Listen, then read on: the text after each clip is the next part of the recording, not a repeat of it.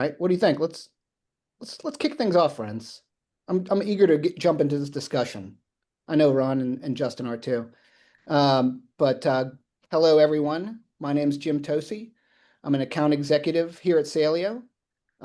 Good afternoon, good morning, good evening, good night, depending on where you're at in the world. But thanks for joining us today for AI Can't Do This, Relational Capital as your sales superpower. We're excited to get into discussion around the power of soft skills and how you can coach them in your team with my good friend Ron Whitson, author of A Friendly Human in Presales, and also the Senior Director of Solutions Consulting at Thomson Reuters, and Justin McDonald, who is the CEO and co-founder of Saleo. Before we dive in, a few reminders. We're going to leave time at the end of the session for Q&A. However, obviously, we invite you to submit your questions or comments anytime during the webinar through the Q&A window we've got here. Today's webinar will be recorded and we'll make it available to everyone after the event. With that, I'm going to hand things over to Justin and Ron to introduce themselves before we jump in. Yes, please, Ron, go ahead. You're our guest of honor, so start us off. Well, no, I appreciate it, guys. And I think there's a few people on the call who know me, but I've been doing pre-sales for 27 years. I had a stint at IBM with 3 years as a seller because I wanted to add that to the resume. I love everything about pre-sales. I'm really excited about some of the things that AI can provide to us, but I don't think it's going to replace us completely. And so I've got some very strong feelings on that. But yeah, I'm currently at Thomson Reuters, got a great opportunity to work with a team there. We've got some amazing things we can do. And Thomson Reuters has some really incredible solutions for people in the tax space, in the legal space, and in the risk space. So check us out when you get a chance. Love it. Thank you, Ron. Again, appreciate you joining and taking the time to do this. Justin McDonald, for those who don't know me, co-founder, CEO of Saleo. And this topic's near and dear to my heart. One, AI is advancing rapidly. I think the human element and relational capital is so critical, and where we show up in value, how we support customers, how we actually execute the pre-sales process. And two, for those who don't know my backstory, 20 years ago, I got my start in pre-sales. So I was actually an SE. And so the entire genesis of Saleo, pioneering the live demo space, came from some of that experience being an SE. So it's a persona, it's a role that's deeply close to my heart, something that we'd love to solve for and work alongside. So really excited for this topic and appreciate you being here, Ron. Thank you. That was great. Yeah. And I'm especially glad to be here and talking about this, on the topic of relational capital. I think, Ron, we need to tell the story of our friendship. Would you agree? Absolutely. Absolutely. So this is a true story, by the way. It is true. Not made up. This is I only tell true stories. Yes. Yeah, that is fair. You are a storyteller. My relationship with Ron started by a fateful cold call over 2 years ago. So March 2nd, 2023 at 3:36 p.m. to be exact. Of course you had the time. Yeah. I have my notes on this, and I put a star next to it because I knew Ron was going to be one of my close friends. As soon as he picked up, I could just tell in his voice. And I think, Ron, you could tell there was something special about my voice as well. Would you agree, or am I overstepping? There was definitely something special. And the special thing was that I actually answered a cold call for once. Anybody who knows me, I don't answer cold calls. I don't respond to cold emails. It's just, I'm a very busy person and I don't have time for that. However, on this one fateful day, my wife was at an appointment. I'm sitting out in the car waiting and my phone rings and I was kind of expecting a call, but not this one. And I answer it and I'll never forget, Jim says, hey, Ron, this is Jim Tocci with Saleo. Do you have a minute? Now, sometimes I can be a bit of a smart aleck. So of course, my response to Jim was, sure, 59, 58, 57.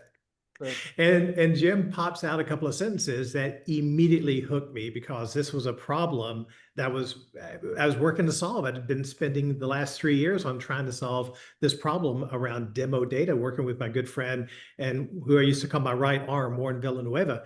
And so this was very timely. And again, the hook was fantastic. So I said, please tell me more. And that started the conversation that resulted in Saleo being selected and implemented at the last place. So I think it worked out well for everybody.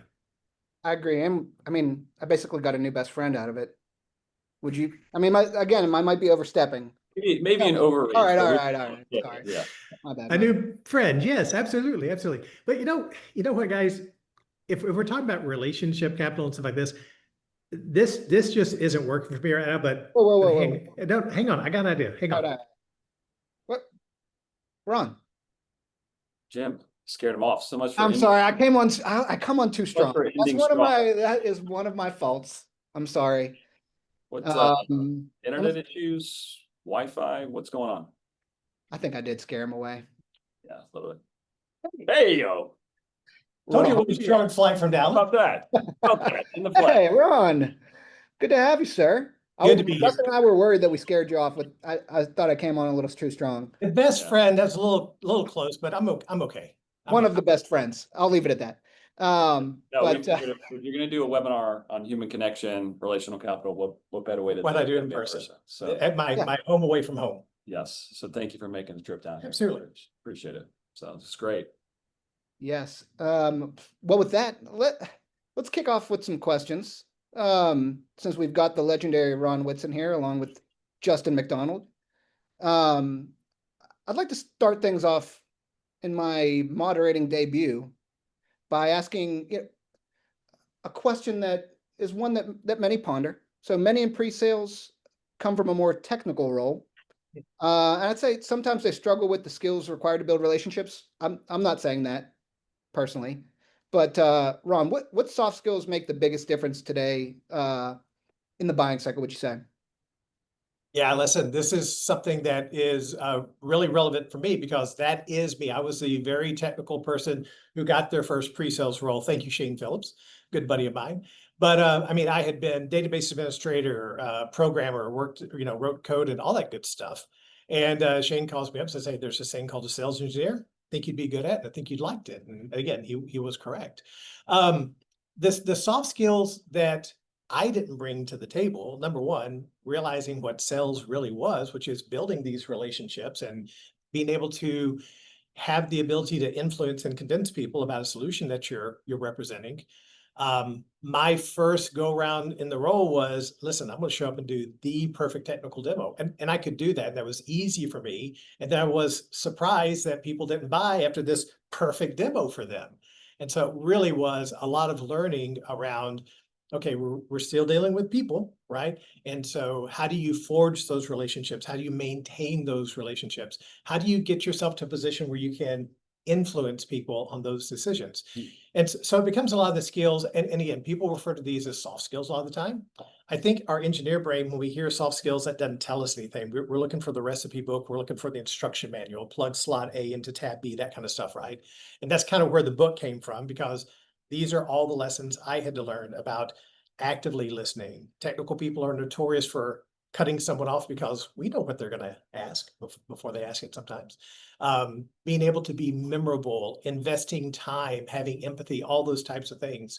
So I think, especially in today's AI first world, that human element is even more critical than it's been in the past. Yeah, I mean, as it relates to soft skills, which makes the biggest impact in the sales cycle, I actually did an article on this probably a couple months ago. And there was, as I look at the best SEs that I've worked with, what I think is the litmus test for what actually works. How does this come through? I think there's three things. Emotional intelligence, right? That's one of those things where if you have technical aptitude, you're very pragmatic, technical in detail. Sometimes it can be very ethereal. What does that actually mean? But being able to master emotional intelligence, how to read the room, how to learn to connect with buyers. Number two is situational awareness, which goes hand in hand with high EQ, but how do you adapt through the sales cycle, pick up on certain cues, understand how to pivot and adapt based upon what's happening in the demo, the responses you get, the overall, like how are things landing in the actual sales cycle? How are you telling the story? So having that awareness obviously plays well as an AE as well, an AE role, sales role, as well as pre-sales, but that situational awareness is so critical. There's been so many moments in my career where I've seen SEs make the mistake of they have this pre-planned path. Yeah. I'm going to show this. I'm going to show this. Next, I'm going to this. And they're missing all of the cues that the buyers are giving based upon questions, based upon body language, based upon just overall needs or pain points that you initially thought were the case, and you built your entire script and flow around that. And then as you're going through the actual demo or the discovery, you have to be able to adapt on the fly, right? You've got to be able to pivot. 100%. And I'm glad you said that about my prepared script, because I think I see this a lot in people who are newer to pre-sales or earlier in their career. their objective is of delivering the script, doing the demo, right? And what's most important to them a lot of the time is getting through that outline, getting through the script. And I think as you kind of mature in your pre-sales profession, one day you're going to hit that switch where that objective is no longer your objective of getting through the stuff. Your objective is exactly what you're talking about, reading the room, understanding the opportunities, and really being opening to listen. And the objective is not to do the demo. The objective is to accomplish whatever goals you need to accomplish to move this opportunity forward and earn that trust and build those relationships. It's a subtle switch, but it's a really, really important one. So if you're showing up and you're worried about your demo and your outline, that's fantastic. It means you're prepared, but that's not the objective for the meeting that you're in. Agreed. Yeah, I think much of what we'll talk about today too is what are the downstream effects and overall symptoms and impact of connecting, building relationships, being the superpower behind like the selling motion, which is going to be such an incredible strength compared to what AI can do and some of the automation that'll take over in the sales cycle. But so much of those downstream components come from one thing is how do you teach people, how do you learn to care about the buyers, right? Because if you're naturally curious, if you care for others, if you want to actually make connections, you can't fake that, right? So I think there's this natural inclination where just learning to become a great human in one sense, but also just really caring about the customer, the buyers, having a natural inclination to wanting to know more, wanting to better serve them. And then if you get to that point where you can train yourself, if you can build a skill set or even just the care factor, if you will, much of the symptoms from that will encourage you to be just a better seller and have more relational capital. Love that. And just to tie this back to the opening with Jim, I mean, that phone call started a relationship. And the really important story that I want to share about Jim is it came across as someone who really cared. He was aware of the problem I was trying to solve. He had familiarity with it. He was coming to me with a solution. And that approach, that standpoint, that perspective made it a little bit different, made it a lot more interesting to me. And again, it was from the standpoint of caring about a problem and trying to solve, not, hey, let me sell you some software. Or at least it wasn't initially, maybe later, but initially it was that standpoint of caring. But I just want to call that out too. I've cared for you from the very beginning. So let's be honest. Something you said, to take it off script a little bit, something you said earlier triggered this for me, Ron. So you have the soft skills and the relational capital of talking to a prospect, a customer, but what about the soft skills of interpersonally dealing with an internal salesperson? Like what is that? I know, that's a can of worms to open up, but I would love to get your perspective on that. I didn't think I'm we had sorry. for another therapy session, Jim. I mean, I'm sorry. listen, it all comes down to the same thing, and it's a concept of empathy. And I read about this in the book. It's one of the timeless behaviors I write about. But in the book, I mentioned this phrase that almost everyone's familiar with: to walk a mile in another person's moccasins. And it was accredited for a long time to just Native American. It sounds like something Native Americans would say, and I'm like 0.23%, so I can claim that. But really, it's from this beautiful poem called "Judge Softly," I think. And in today's fast-paced world, where we're always so busy and we all have our stuff that we have to get done, it's far too easy to not spend a second to think about the perspective of the other person. So I think that empathy is really, really key. When a seller is talking to me and they're frustrated because things are not going the way they want them to go, I understand that. Again, that was one of the things, that's one of the reasons I took the sales job, because I wanted to, help me build that empathy. But they've got an objective. I've got an objective. We just have to have that discussion. And this ties to something else I think is really amazing in the profession. Back in the day, we'd fly somewhere together. Jim and I would fly somewhere. We'd probably meet somewhere because we live in different areas, but we'd jump in the car. We'd talk about the meeting. We go to dinner that night. We're talking about the meeting. We get up the next day, have breakfast. We're talking about the meeting. We go do the meeting. And the meeting isn't an hour or 30 minutes in a box like this. It's 4 hours around the table, maybe even bringing lunch in. And then afterwards, we jump in the rental car because there wasn't Uber and you're driving, of course. And we talk about the meeting as we go back to the airport.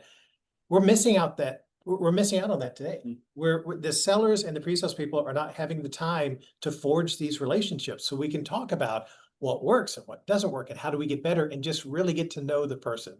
So long-winded answer to your question, but the soft skills for dealing with our AE partners, our selling partners, really needs to be take a second, understand what's driving them, understand their objectives and their motivations, and have some empathy for the very difficult job we're asking them to do. Yeah. Great. Oh, good. Justin, were you about to say something? Good. Go ahead. No, I was going to say, obviously it's a partnership. right? You've got pre-sales and sales working together. In this age of AI, I think things can get fragmented. So how do you feel like the group together, and especially obviously coming from the pre-sales angle, how can we maximize the relational capital we've built and the human connection as we go through the sales cycle, as you two work together? Yeah, I mean, I think, you know, there's lots of banter and talk of how much will AI replace the pre-sales role, the sales role, right? And there will be aspects to it, right? There'll be portions of the funnel and the pipeline where it is better served. It provides automation and allow us to do more with less. I think this subject right here is going to be the biggest unlock that AI will provide to pre-sales and sales. And it's not only just a relational capital to your prospects and buyers, but it's the internal relational capital. Being able to have the time and attention to have those additional calls around discovery, right? Of understanding the buyer's needs, of like legitimate solutioning that happened back in the day when we didn't have to go from call to call, from Zoom to Zoom. So I think one of the things we hear constantly is pre-sales folks their schedules are packed, back to back to back. Our folks here are the same way, right? We get it. It's very hard to solve for, especially in a high demand market, high demand product. So I think finding ways to automate the tasks that AI can do so that the sellers and pre-sales can get together, have more relational discussions, solution for the customer, figure out the best flow, the best path, the best narrative, the best storytelling. All of that's so critical. And I think it'll be a big unlock in years to come. Agreed. Yeah, and to me, again, it's just invest the time in building the relationship. And again, not just with prospect, but with internal stakeholders as well. Every investment I've made, except for two, has really, really paid off in those areas. Yeah. Yeah, I think that is a very common pitfall of most pre-sales, because you've got high technical aptitude, you know the product cold, right? You've got the demo flow. Sometimes it's a rinse and repeat. There's the word demo monkey came about for a reason, right? And so it's so easy to just jump right into it, right? So I always encourage pre-sales, as it relates to maximizing your human capital, your relational capital, is take the time to be intentional, build rapport. Don't just jump right into it. So sometimes like, oh, I'm the pre-sales leader, right? AE's job is to build the relationships. I think it is those that can have a multi-pronged approach. You get multi-threaded, where you actually take the time to lean in, connect with the customer, find unique ways to do so. It'll pay off. Absolutely. Yeah, I guess another kind of off-topic one here, but in that relationship with sales, you know, pre-sales and sales working together, right? How do you balance who's kind of leading the charge and the camaraderie and building the relationship? Is it hard to not step on each other's toes with that? Because you know, I do find sometimes it's tough to balance that. Who's gonna, you know, be the relationship builder almost, you know, to lack of a better term.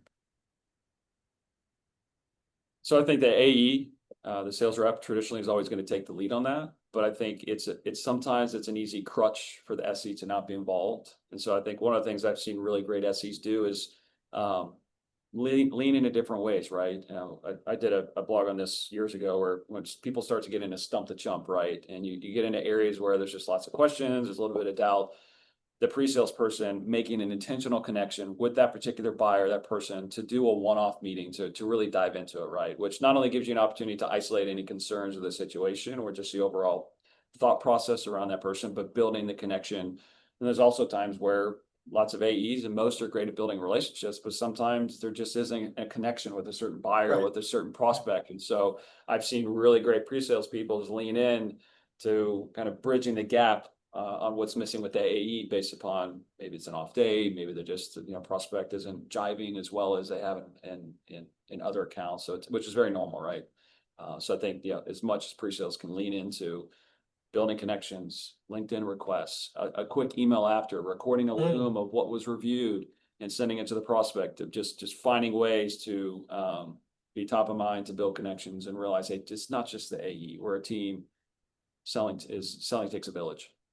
Yeah, no, I agree with everything you said. I'll add 2 points. The first one being that, can you succeed as a pre-sales person without doing these extra things? Well, sure you can. But if you want to take your career to the next level and really provide benefit to all the people you're working with, these are easy things to do. And I like your point about maybe the AE doesn't jive with everybody. That's fine. I need to be having a relationship with the technical stakeholder. So doing those things, asking those technical questions, jumping in on the stump to chump, those are great. So yeah, I think the other part too is really about understanding this is how you get even better at it. again, you can succeed without it, but if you want to go to the next level, this is certainly a place where you could shine. Yes, agreed. Yeah, it's I think, everybody's worried somewhat that AI is going to replace their function down the road. And I think things like the two of you are mentioning, you can't replace that, right? But overall, I do think one of the questions that people are wondering is, how do we keep pre-sales or sales from becoming just another AI-driven function? Hit a button and that's the sales cycle. Like, you know what I mean? Yeah.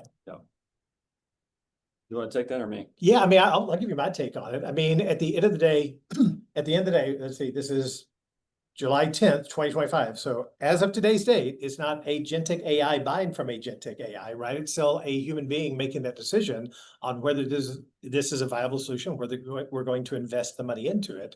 So I think you have to build the relationships to have a chance to win the business. Now, a good friend of mine the other day was telling me, he says, "Oh yeah, AI has done so much to shorten the sales cycle." And I said, "No, I don't think that's correct. I think what AI has done is it's taken educating your buyers out of your visibility in the sales cycle. They're still doing it. You're just not in charge of it. You don't have any visibility or insight into that unless you've invested in some tools to do so."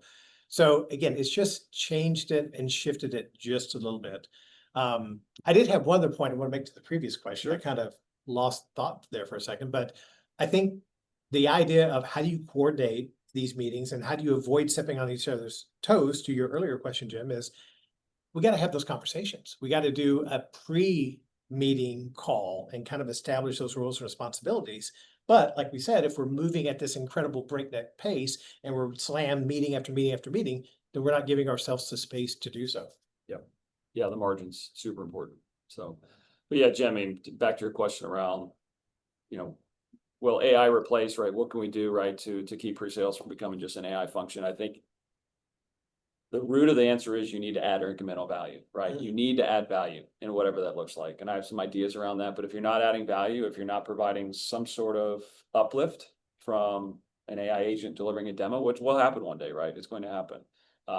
Then you become obsolete. So how do you add incremental value? I think there's this level of empathy and understanding of, it's not just about the technical winner close one, right? It's like, how do we find ways to intersect into better understanding buyers' needs, connecting with the buyers to, I think discovery becomes exponentially more important in the sales cycle as AI becomes more and more proficient at automating tasks and agents become better and better at what they do. So really finding a way to lean in, driving personalization, pulling out those key nuggets that's a differentiator between you or the competition, or that better resonates with their business or their pain points. So I think it's adding value. And I think, again, back to the prior point, AI will free up some time. And so how do you then use that time to add exponential value, personalization, relevancy into the sales cycle? Yep. Yeah, because it's not the same demo over and over and over again, right? That's not the goal, right? It shouldn't be, as Ron said. There's a lot of different kinds of demos. You got the technical demos with the technical audience. You've got your more executive demo to a more meaningful conversation. Like, how do you train AI to do that? I think that's going to be one of the harder things. But really, how do you work with your team, Ron, in the different kind of demos and being able to handle those different meetings? Yeah, no, that's a good question. And I think this is a great place for AI to provide some of that space and some of that automation that we're talking about. Those early demos, those top of funnel things where you're really working to educate someone. I think that's a perfect opportunity to have some of this automated stuff. People, the buying process has changed, the buying cycle has changed, where people like to do a lot of that self-research. I think those are great tools. But as you get further along in the cycle and the deal starts to mature, you're going to have people who are starting to put more eyes on it, and people who are the decision makers and the stakeholders, and the people going to make the decision about, are we really going to spend this amount of money on this tool? Yeah. They're going to want to have some real human beings they can talk to, not some AI avatar. So I think, and the cool thing is, for pre-sales people, we love that. I have to give credit to a friend of mine for coining the phrase, smart people hate dumb tasks. The show up and throw up, the early demo, we hate that. Pre-sales people hate that. Sorry, Jim, but we really do. Well, Automate that and let me focus on the really interesting, more technical, more complex demos, because That's interesting to me. I'll invest time in that. I like that kind of stuff. So I think it's not going to replace us. It's going to make us even better and give us more time to do interesting things. Yeah, and I think it's at that middle, bottom of the funnel aspect where I think AI will certainly push its way up top of the funnel and provide the most amount of automation at that stage first. And then it becomes what is most important when you get into an actual one-to-one demo. When you have a group of executives that are sitting there, reviewing your software, and what is something that AI can't do? That it can't do situational fluency, it can't do awareness, it can't read the room like a human. So if you become a master at reading the room, of understanding what makes buyers tick, what's driving certain initiatives, and then subtle cues, right? I cannot tell you how many times where what was not said versus what said was the biggest risk factor in a deal, or the biggest component that was influencing a deal, or shifting the tides of power between the different vendors or whatnot. So I think it's so important to really master the people aspect, the relationship, just the awareness, and understanding how to read the room. Yeah, and I think reading the room is certainly more difficult on a Zoom. I was kind of doing the crossed arm thing, like we're all familiar with. And back in the day, when you're sitting around the table, it's easy to see that. Things a bit more difficult when we're in our virtual world. But I think there are things you can do as far as asking open-ended questions, calling members of the audience out to check engagement. And if they don't respond, then that tells you something. But you got to give it space for that too.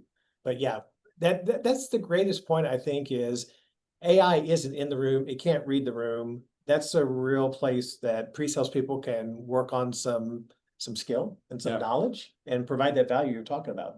Yeah, I think it's that aspect of what you say, read the room. It's like, what does it mean, right? I think there's an aspect of know when to pause. Like there's so many times you get in a situation where it's like, yeah, I'm picking up on that cue, and do I react to it? How am I communicating with my A? You're tipping him off and ham and egging it as we go through and make sure that we're coordinating and communicating correctly. But it's knowing when to stop and when to pause and when to pivot, when to adjust, when to reset, when to call an audible, right? Those are all things that AI is not going to be able to do anytime soon. So if you can master that from a soft skill perspective, from a relational capital, yeah, you'll do well by yourself. 100%. You've had to mute me a few times, so I'm obviously needing to learn that. So if anyone is engaged with Jim loves the comic relief. No, but yes, no, there's been no muting. Yet. Yeah. Well, I guess hand in hand, even with what you're saying, like learning those soft skills, playing off of each other. Any other tactics or like plays that pre-sales and sales can run together to help build a more relational human connection and strengthen the outcome of a demo? Yeah, yeah. Jump on a call where you're not talking about a deal. You're just talking about each other. You're learning about each other. Learn about significant others. Learn about kids, hobbies, all that kind of stuff. Show them that you're a human being who cares and stuff like that. I think that goes a long way. I see far too often where a seller and an SE are on a call and something doesn't go right. And so who does the seller call? They call their manager, and they're like, oh, this went on. Manager really can't do anything about it. What you should do, and if there are any sellers watching this, they're probably on a call or doing email. But if there were any sellers watching this right now, if that happens, be brave, talk to the SE, tell them what you thought needed to go differently and why, but then be prepared for feedback from the SE saying, you know what, Jim, don't show that slide. That slide's horrible. It really isn't what we do. We've got to have that kind of relationship so we can have these candid conversations and talk to each other about what's working and what's not working. That's how you get better. Yes, totally agree. I think from a specific tactic or play that's worked really well in the past is that, especially in the age of AI, you need to be the trusted advisor, right? So we always encourage our team here, those honest, authentic, upfront, right? So I think pre-sales best tactic and best weapon is no. Like there's nothing better than it just not meeting the mark, you not being able to deliver it. This feature, do you have this? No, we don't. Right? There's nothing that amplifies the yeses when you can be forthright and say no. So I always tell pre-sales, do not be afraid to say no. You may be based upon the sales culture, an enemy of sales, maybe not their best friend, but I think ultimately it's better for the buyer, it's better for the company, it's better for the culture. So don't be afraid to say no. One of the things I've seen work really well, and this is not just for pre-sales, it could be for sales leaders, it could be, I've done it myself. Find ways to connect in a virtual environment beyond just what's happening on verbally. So one-off direct messages, you gauge someone's not quite interested, you're missing the mark. Sending a one-off message Yep. is just a really great tactic for pre-sales, especially if there's an AE portion or the SE has already built a relationship. I think that's a really good tactic to use. Pushing for follow-ups, right? Those meetings, you have squirrely questions, they play stump the jump, pushing for those follow-ups versus feeling like you have to address everything on that call. Trying to think what else. I like the one I think Ron said earlier, I don't know if it was you or you, Justin, about the one-off meeting, Yeah. reaching out for pre-sales and having that conversation away from the AE. So, they're not as worried about the commercial side of it potentially. That's one I need to work into conversations. Yes, it works really well. It disarms the situation as well, because sometimes you can get into solutioning on the fly, you're not prepared. So it gives one opportunity to build a relationship with those buyers in a one-off capacity. And also pre-sales many times has a lot more credibility than sales folks, right? Yeah. They're more technical, they're more trusted at times just inherently. Same with services, right? So like bringing post-sales into a sales cycle is always valuable. So sometimes at times they naturally have a little more trust. So being able to leverage that, to have those one-off discussions, to be able to take something that seems really hard during a call, pulling it outside into a more one-on-one setting will not only help build relational capital, but it advance trust and then advances your deal. So, The other thing I think about that is, your demo, your meeting is not the only one they're receiving. They're receiving multiple. So if you're the only person that suggests, hey, let's dive deeper in that, let's have a follow-up call to do that, that could be the differentiator that makes you stand out amongst the rest of your competition. And it's a real easy thing to do. And I've never seen a seller get upset because I suggested we have another follow-up call, whether they were part of it or not. Every connection is good for working an opportunity for lots of reasons. yeah, one of the things that has worked exceptionally well in the past, and it actually reminded me of the concept last night when you were telling me at dinner about you flew to Australia and you kind of reshifted the entire agenda in a way that went against our RFP, which no other vendor did, right? And it completely set you apart. So it reminded me of an old phrase I'd heard back in the day, which was pre-sales become the rudder, right? Learn to be a rudder. So as you pivot, as you adapt, like don't just always fit the mold. There's times when you need to steer the deal, steer the conversation, adjust the demo based upon the input that you're hearing. And so having that literacy to do that situational awareness is critical. But if you can find a way to do that and know when to use it, it can be the difference between winning and losing a deal. So Yeah, what did you say yesterday? Oh, go ahead. Go, Ron. So no, the story is in the book. I mean, if you've read the book, there's different sections where it says it's story time, where it tells some crazy story that happened to me. But this particular one, it was a week-long trip to Australia. We're presenting to a natural gas refinery on the western coast in a city called Karratha.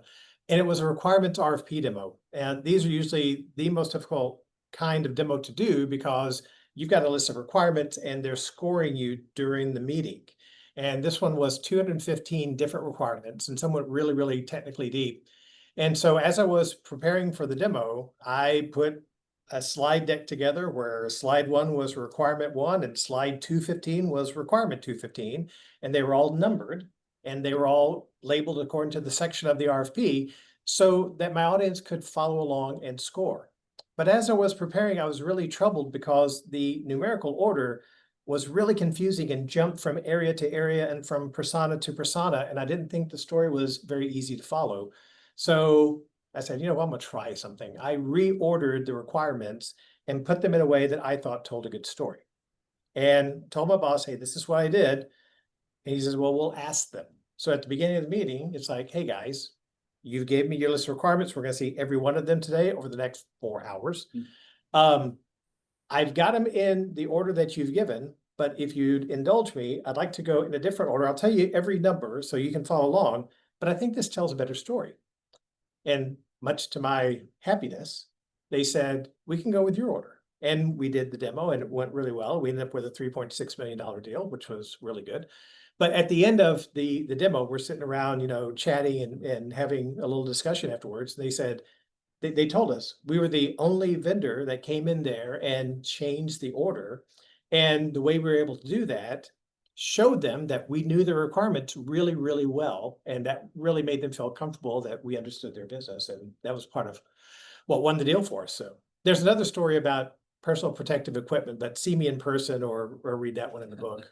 Yeah, That's good. Yeah, no, you drive home a great point about just making it relevant to that. Yes. Right. And I think there was I don't think there was a customer story last week where one of the customers sent to us that the reason that the prospect had selected them is that they were showing relevant data, relevant information that they'd picked up on the discovery in a way that the competitors weren't, right? Totally different space, Discovery. right? Of Saleo, but yeah, they'd use Saleo to bring relevant demo data, discovery information into the sales cycle.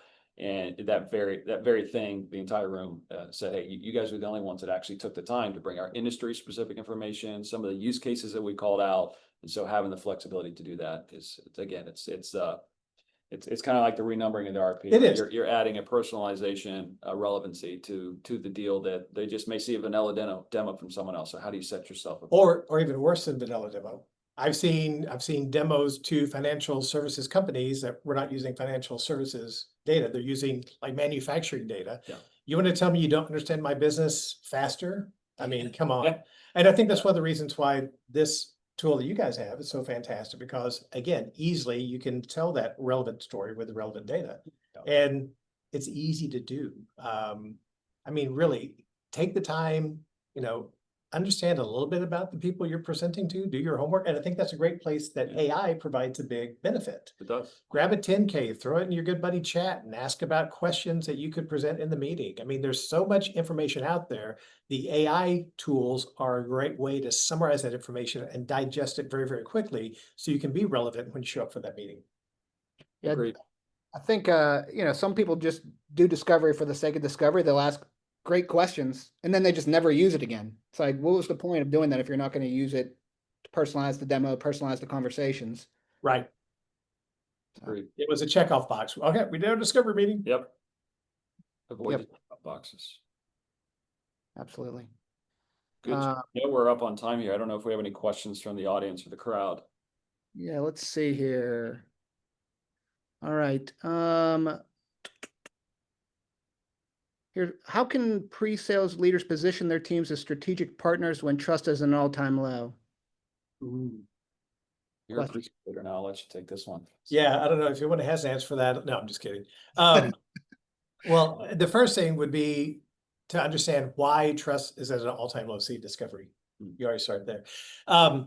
If trust is at an all-time low, then maybe something has happened. And I'm assuming this is meaning trust with the selling partners. Anytime I run into that situation, the first question I go back to is, well, do these sellers understand the value that the pre-sales people are providing? And the answer to that question likely is no. What's probably happened is the sellers aren't receiving timely responses to requests for demos and things like that for a number of reasons. But if that is the situation, I think the first thing to do is make sure that the selling team clearly understands the value that the pre-sales team is providing. But then more importantly, as a leader, go to your team and make sure they're able to clearly enunciate the value that they should be delivering. And listen, if you've got some gaps, then assess those and coach. That's what you're getting paid for. But everyone has to be very clear about the value they bring to the table and the function they're providing to the business. And you've got to start with clarity there first. Yep. What do you think? One more? Think we got time for one more? Yeah, I'll rely on the illustrious marketing team that's outside of the studio. But yeah, I think one more's good. One more's good. Okay. All right, last one for the team. What is the difference between a technical demo and a meaningful demo, and how do you train for that? Ooh. I got some thoughts. You go first on this one. Oh gosh. Technical demo and meaningful demo. I think it's meeting the mark, right? Meaningful demo is really great storytelling. And how do you get great storytelling? You got to combine really good information that's insightful, which most of the time translates in good demo data, right? So I think if you're going to have a meaningful demo, it needs to be something that resonates, that hits the mark. And I always say, like, the demo data is a story. If you don't have the demo data, you really just have this blank canvas and this UI. So I think if you're going to provide a meaningful demo, it's the intersection of relevant storytelling and then customer pain, right? So if you can take discovery that's relevant, industry specific, customer specific, you're hitting the pain points, it's then manifesting into the actual demo without just generic demo data, then I think that's the best way to deliver a meaningful demo. That was really good. But you want a soundbite? Sure, please. Bring it. Ron. This is, okay, yeah, you gotta understand, Let this me is, get my pen, hold on, let me get. a yeah, pen. get ready to write this one down, Jim. This is gonna be, and this is said from the pre-sales person's standpoint, right? A technical demo is focused on me. A meaningful demo is focused on my buyer. Mm, That is a good soundbite. I like that, it's a Yeah. good one to end on. That is good. But, hold on now. Give me 1 minute. Oh, now he's good. Know where this is going. Unplanned too, by the way. So appreciate you all coming, by the way. Yeah, enjoy the webinar. Thanks for flying out. And Absolutely. look at this, a special guest. You guys been Mr. here Jim. the whole time without me? Very good. How rude. Very good. Well, Thanks, thank you for everybody. hosting. Great job moderating. Thank you all. Appreciate it. If you have any questions, feel free to reach out to us at support@saleo.io. And if you need I think we have the webinar recording we're going to send out to the fact as well. So let us know. But we appreciate your time. Thanks for spending it with us. Bye.